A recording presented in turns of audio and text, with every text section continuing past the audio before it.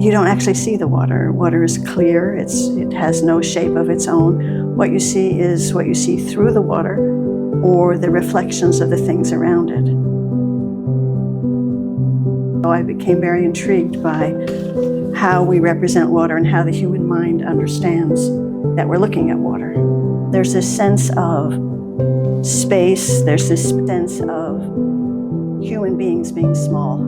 It's not like we stand and look at nature, we are in nature. There's a certain awe, but there's a certain fear. There's a certain joy and there's a certain terror all mixed together that I can experience at the water's edge.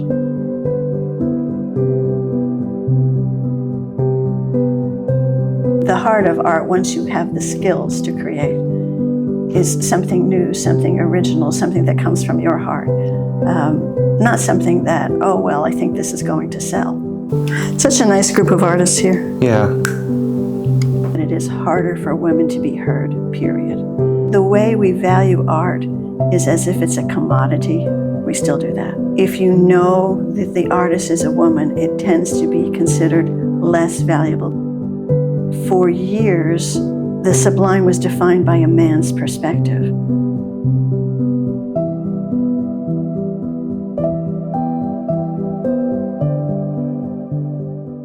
My name is Heather Stivison, and I've been in Massachusetts for a little more than 10 years.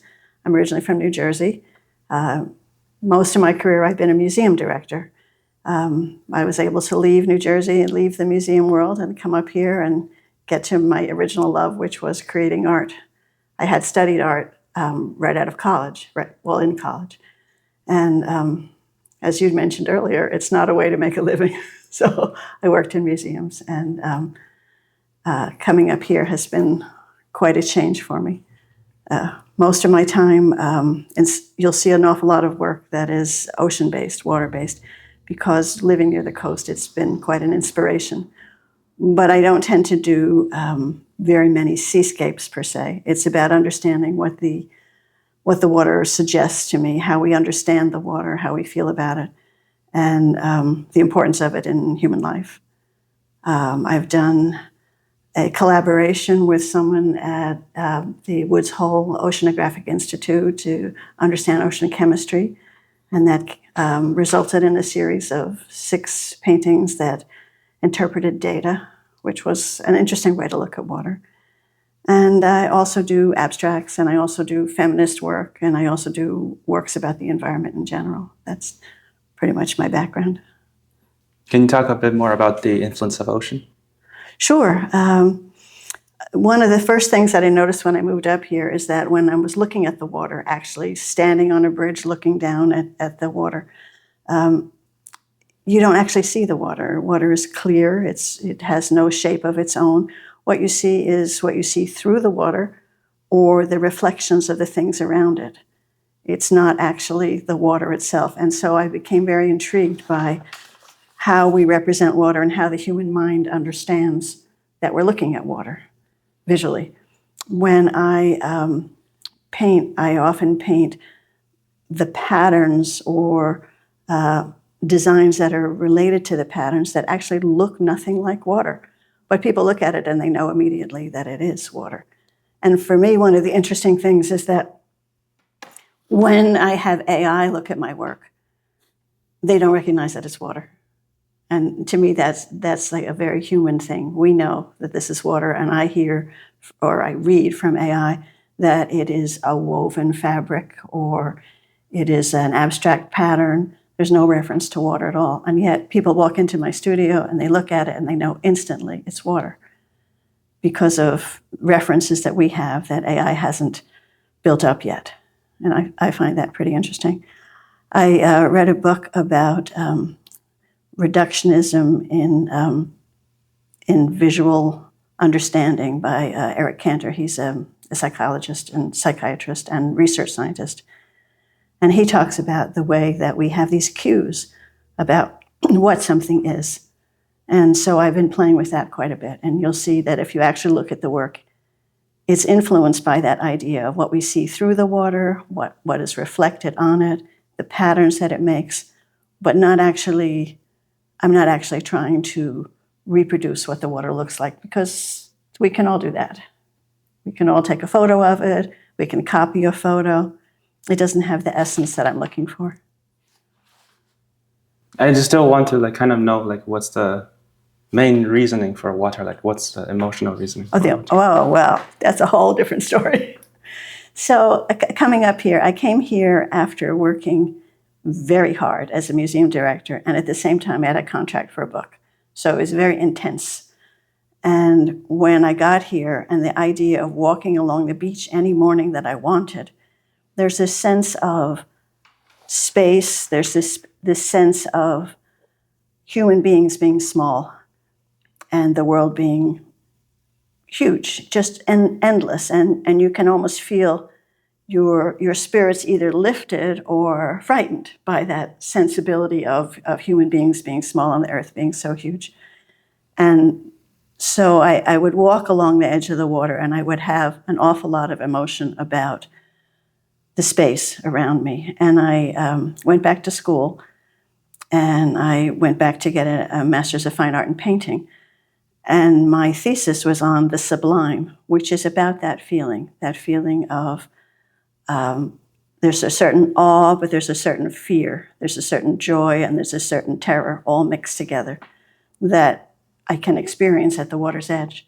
And I try to infuse that in quite a few of my paintings. And it's not just the water as in like something you put in a glass. It's the concept of the ocean itself and the distance. It's such a huge part of who we are as human beings. When you think of the large percentage of our body that's composed of water, when you think of how we have used it through the centuries, we use it in religious ceremonies, we use it in all kinds of stories. We talk about the power of water washing cities away. We talk about the life-giving qualities of water.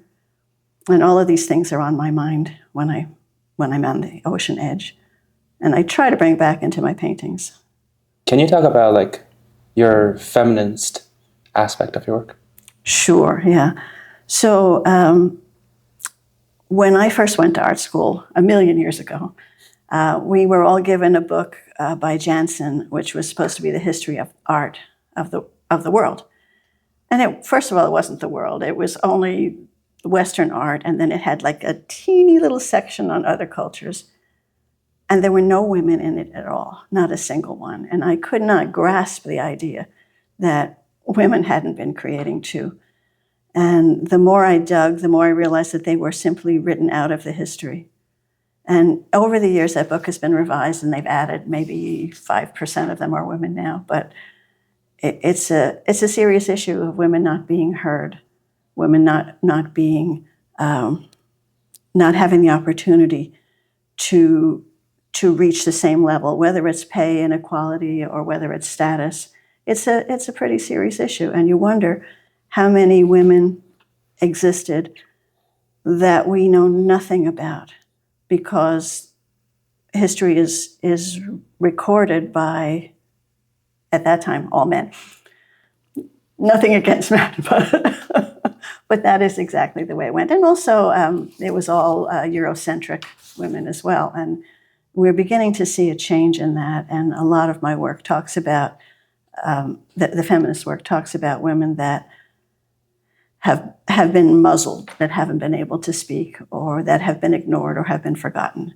So this one is one of my favorites in the different series, and it's called Borders and Boundaries. It's from a solo show I did in New York last year. And it was about how the borders that keep people apart and the borders between nations have actually not changed that much over the years.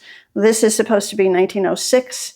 It's a time when Ellis Island took immigrants in, and the immigrants faced some of the same awful situations that we're facing today. History is repeating itself.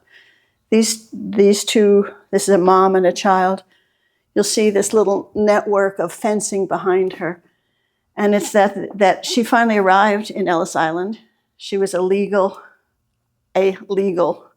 immigrant.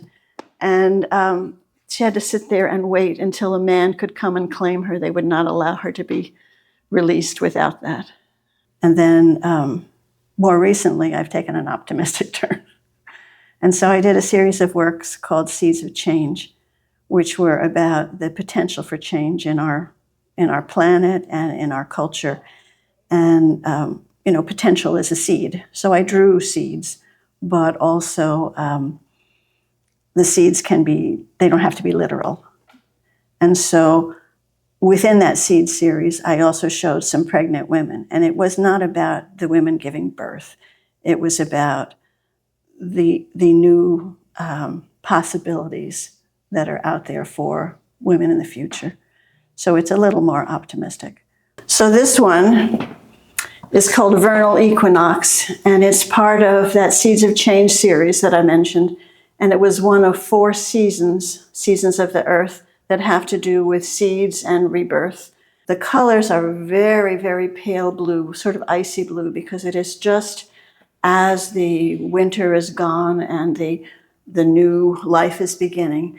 And you'll see that the woman is of the same colors as the leaves, and she's in the leaves. And it was my way of suggesting that humans, this woman, are part of the earth. They're part of nature. They're not apart from it. It's not like we stand and look at nature. We are in nature. And the idea of springtime is about the idea of potential and possibilities and new life coming. And that's what this one is about. And it actually pairs with another painting further down. So there's one here that's a nursing mother. This was the summer of the 4 seasons. And you'll see it's almost the same leaves, but the color palette has changed dramatically. And the leaves are now, they have flowers, they have berries, and the woman is feeding the baby that was born. And the concept was about the hope of these new things that come to life.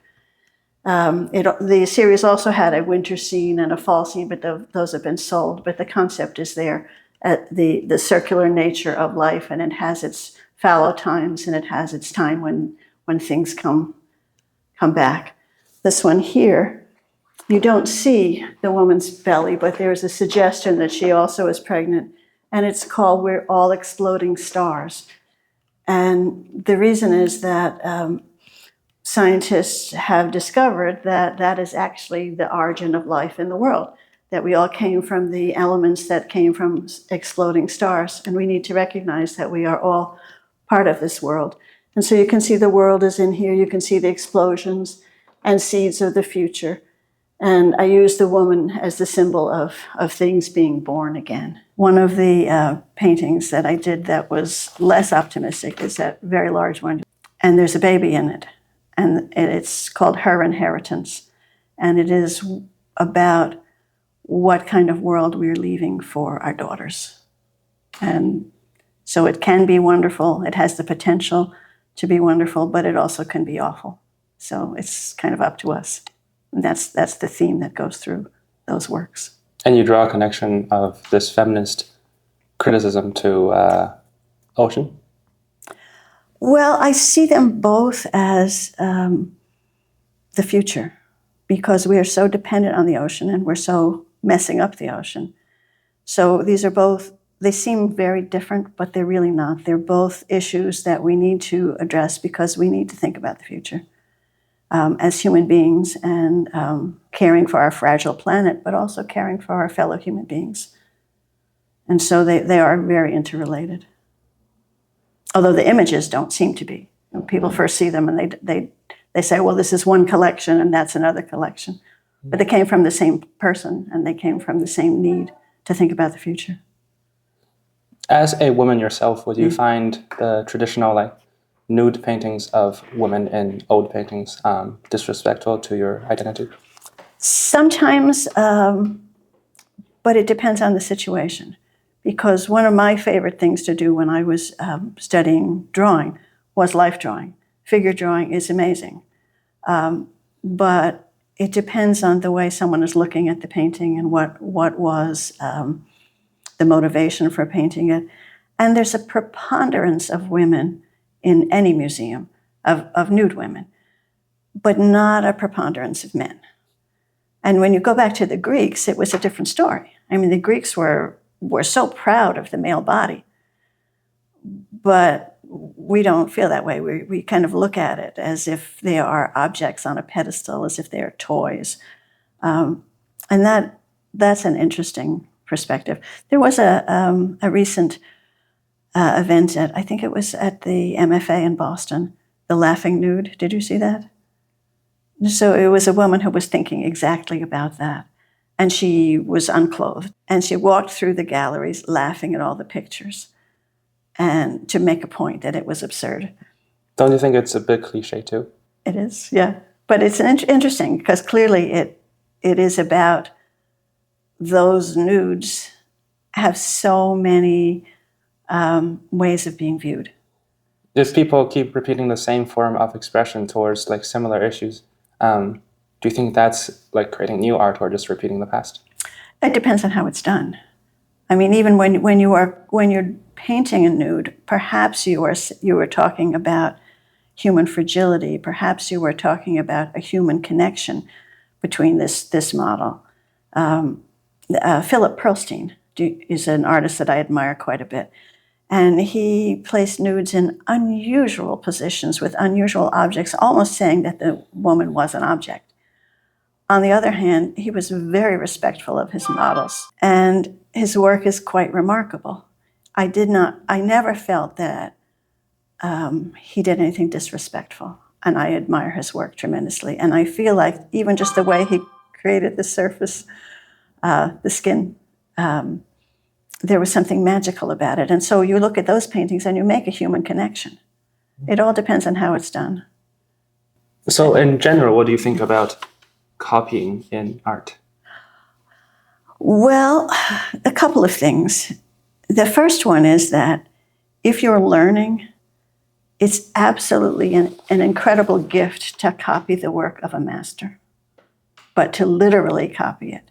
To say, how did they do the composition? How did they hold I wonder how the brush strokes went, or I wonder how the charcoal went. You learn a lot. But for an artist, it's the same as doing scales if you're a musician. It's a learning process. To suggest that copying the art is art itself is pretty offensive. But to learn from the masters by seeing what it is that they did, I think that's a terrific idea. What I don't like is when someone copies in the sense of, they call it aping the art or stealing concepts. That really bothers me a lot. The heart of art, once you have the skills to create, is something new, something original, something that comes from your heart. Not something that, oh, well, I think this is going to sell. I want to go back to our previous conversation about the woman part. Yeah. Why do you think in our modern era, the art world is still more dominated by male artists instead of women? Several reasons. And some of it is the fact that it is harder for women to be heard, period. So a woman is likely to be paid less for her artwork. So that's not beneficial to a gallery. Do you understand what I'm saying there? I don't, actually. Yeah, so because the way we value art is as if it's a commodity, we still do that. If you know that the artist is a woman, it tends to be considered less valuable because historically, men's art was auctioned off at higher prices. And so if you are an investor, you're going to prefer a male artist, regardless of what is out there. And so it's not as beneficial for a gallery to carry works that are going to sell for less. So there's that aspect. There's the aspect of sometimes a woman's interpretation of something is not as well understood as a man's because of history. Now, it's not the same for all men. It's not the same for all women. I'm generalizing. There was an exhibition in the, I think maybe 2018, 2019 in New York City called The Feminine Sublime. And sublime was the thing that my master's thesis was on. And the interesting point was that for years, the sublime was defined by a man's perspective, that it was something about conquering nature. You know, you'd climb to the mountaintop or you would be this great hero. And the exhibit posited that women could understand the sublime in a different way, and that it was about that joy and that appreciation and that almost nurturing of something that is bigger, that is broader, that is deeper, and that more tender and that more sensitive perspective had not been understood before, and they were just beginning to see it. And I found that particularly insightful.